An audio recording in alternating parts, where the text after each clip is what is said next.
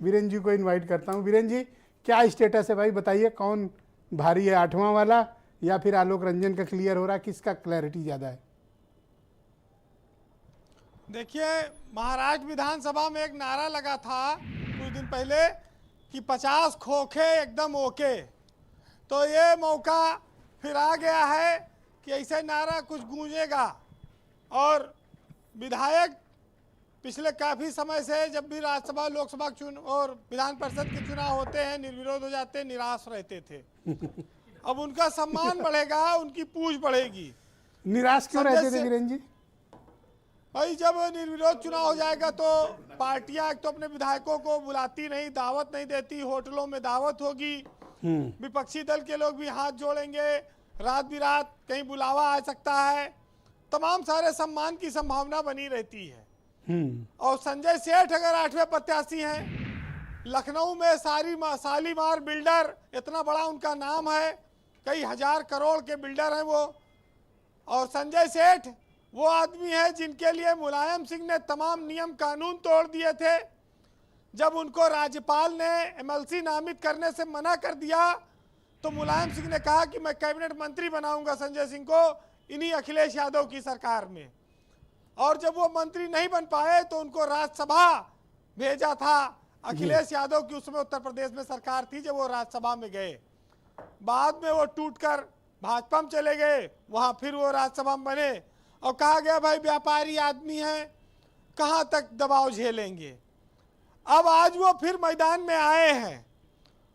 उनको सबसे अच्छी बात यह कि अगर कहीं पर कोई नारा लगाना हुआ तो कोई फाइनेंसर की उनको जरूरत नहीं पड़ेगी, वो खुद में सक्षम है और भरपूर उनके पास पैसा भी है।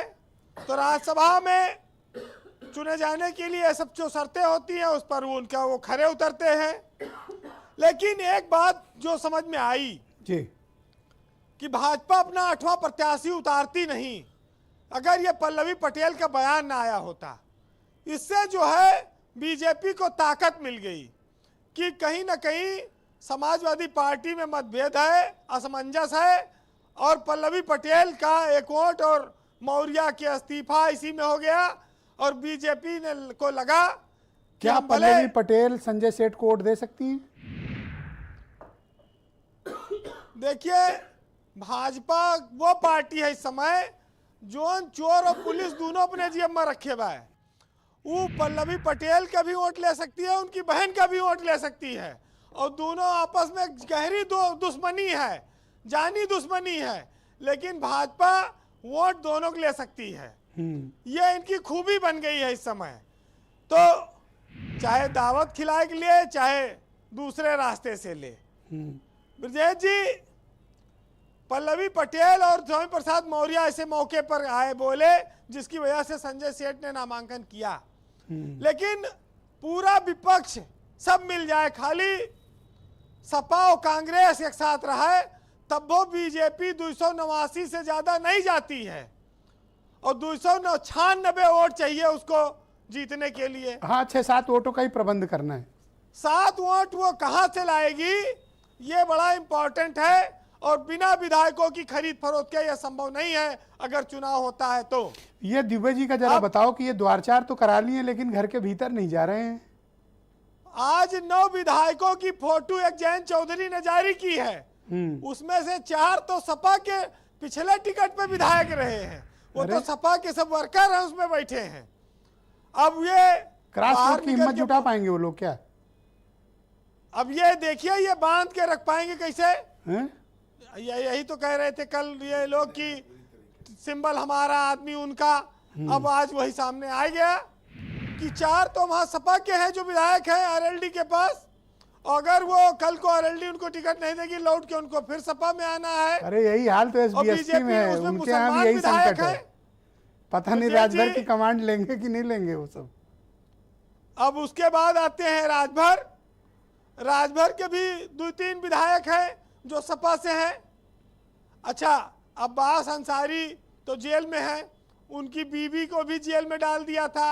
उनके पिताजी मुख्तार अंसारी जो माफिया हैं, बुलडोजर जिनके ऊपर चल रहा है, उनका वोट कैसे ले लेगी बीजेपी? कुछ न भाई, इतना तो आदमी को बताना पड़ेगा ना।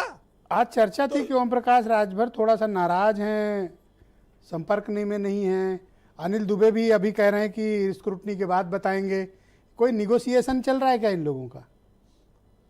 देखिए, राजभर को 8 महीना हो गया, भाजपा ने मंत्री नहीं बनाया। दारा सिंह चुनाव लड़े, हारे, फिर बने प्रत्याशी, फिर जीते। अब मौका आया है तो भाई ये तो तय कर ले कि डेट तो कन्फर्म कर दो। रोज हम कितना लोगों का डेट बताइए, इंतजार करते करते थक गए हैं।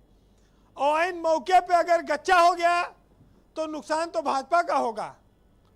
और अनिल दुबे ये क्यों कह रहे हैं स्क्रूटनी वाली बात?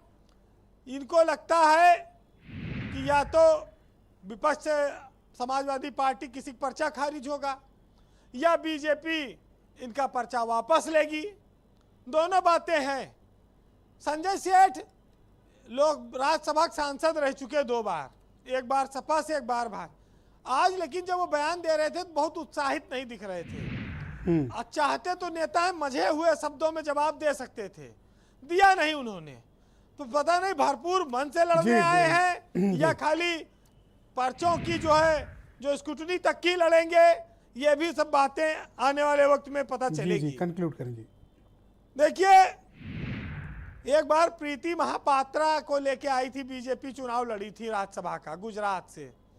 तब विधायकों की थोड़ा चांदी हुई थी, थोड़ी मौज आई थी। और इस बार तो ऐसा है कि कहीं से दूसरी जगह जरूरत नहीं पड़ेगी। अगर संजय सेठ है तो वो खुद में सक्षम है। नहीं, वोटिंग होनी चाहिए, विधायकों को वोट डालना चाहिए, वोटिंग होनी चाहिए, वोटिंग होनी चाहिए। लेकिन ब्रजेश जी, एक बार एक 90 साल के आदमी ने अपने दोस्त से कहा कि यार मैं सोच रहा हूं कि मैं शादी कर लूं, और तुम बताओ कि किसी शादीशुदा करूं कि कुंवारिस करूं। तो उसके दोस्त ने कहा कि किसी से भी कर लो, थोड़े दिन बाद तो उसको विधवा होना है। 90 साल के आदमी जब शादी करेगा तो रिजल्ट तो सबको पता है कि 2-3 साल चलेगी। तो वैसे जान लीजिए जी, ये जो राजनीति का तूफान चल रहा है उत्तर प्रदेश में, राजभर भी 8 महीने से वही भोग रहे हैं। अब अनिल दुबे की पार्टी भी आई है, इनका भी सिर्फ पता चल जाएगा राज्यसभा के इलेक्शन में। हाँ, राजा भैया एक मौज जरूर है कि भाई वो अब उनकी पूछ बढ़ेगी, सिक्योरिटी बढ़ाओ, उनके काम करो, सम्मान दो। कहेंगे भाई कम से कम 27 तक तो अभी उनकी पूछ रहेगी। अब दावत में बीजेपी के वो बुलाए भी जाएंगे। अभी तो दिल्ली से नेता आएंगे, प्रभारी आएंगे, बड़ी बड़ी दावतें भी होंगी, आप देखिएगा। होनी चाहिए, मैं तो कहता हूँ जरूर होनी चाहिए।